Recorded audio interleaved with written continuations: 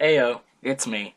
I did my project on Diogenes, my favorite Greek philosopher, but you guys have probably never heard of him.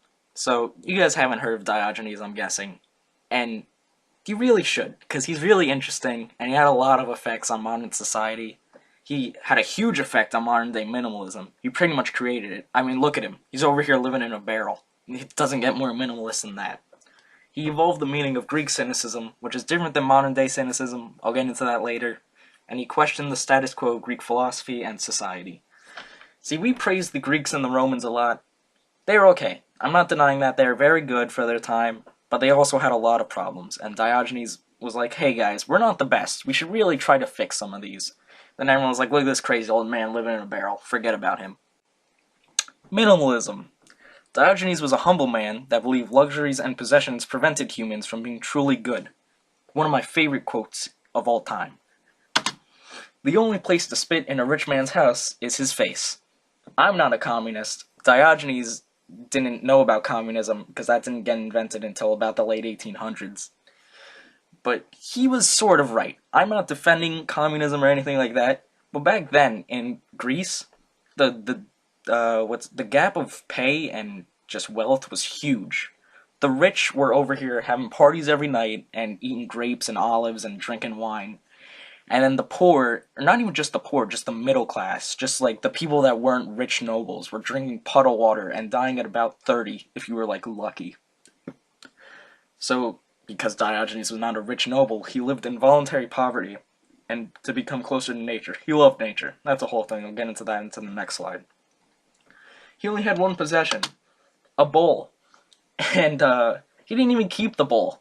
One day he saw this orphan drinking from a puddle with his hands, and he basically went, what do I need this for? I don't need no bowl, I'm not Moneybags McGee. He gave the kid the bowl. Okay, evolution of cynicism. Diogenes was inspired and possibly taught by Antisthenes. We don't really know, it's not very important, but Antisthenes was a student of Socrates, and he's also not very important. As much as we like to say he invented cynicism, he really didn't. He just kind of he didn't even really give it a name. He just kind of said humans are bad. But Diogenes really made into like an actual school of philosophy. So Diogenes viewed humans as part of nature and thought we were equal to animals. He was like, if I can eat a cow and if you can eat a chicken, then why can't I go eat this little kid over here? I should be able to eat people. Which sounds crazy to us, but back then it was actually not that uncommon. Plato supported cannibalism and incest. That's another thing. Both of them supported incest, but I mean, everyone did back then. You gotta keep those bloodlines pure. You know what I'm saying? I don't support incest. That's bad. So, when he died, or not when he died, but when he was close to death, he was like, hey, I don't need no fancy funeral. When I'm dead, just throw me in the trash. Let the animals eat me. I ate a bunch of them, they should get to eat me. And speaking of structure, he hated it. Hated structures. Thought it was so stupid. Thought it was dumb. He was like, philosophy is a way of life. If you have a structured way of life, what are you doing? Go live in a barrel. Go own a bowl.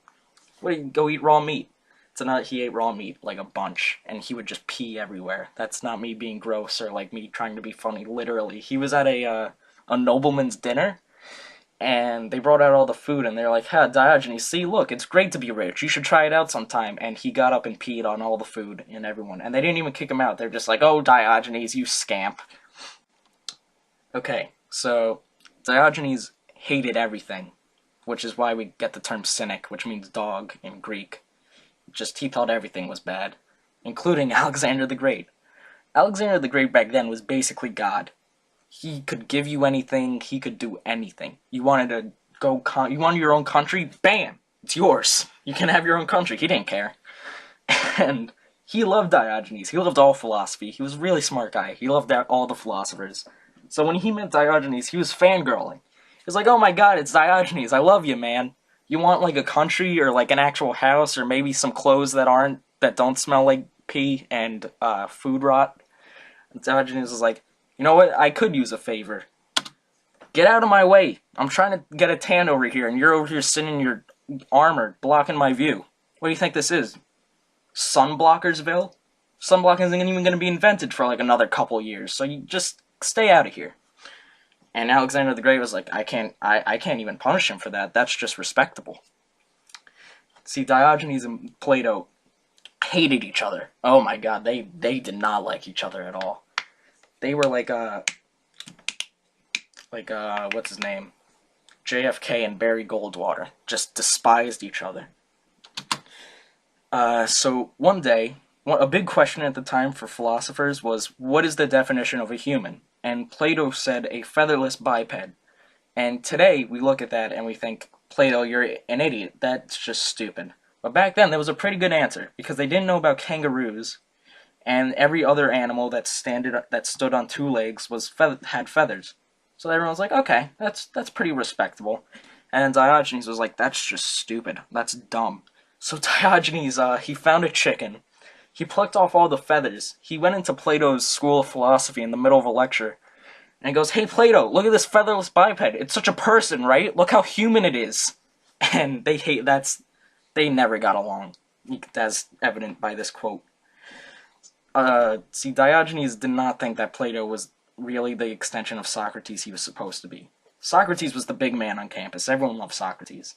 And then he died, and people were like, okay, Plato was his pupil, so that's probably the best extension of him. But Diogenes is like, nope, I'm not. He's not. Nobody is. Socrates was his own guy. We can't be Socrates. And as crazy as he might sound, eating raw meat and peeing everywhere, this guy lived to be 89, which is longer than I'll probably live. 89, dude! That's insane. Okay, so that's pretty much it. That's pretty much it.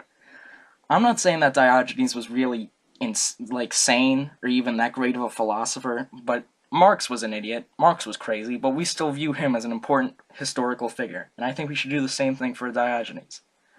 Moral of the story, that old crazy man that lives in a cardboard box by Walmart, he might be the greatest philosopher of our time, but he's probably not, so either way, bring some pepper spray.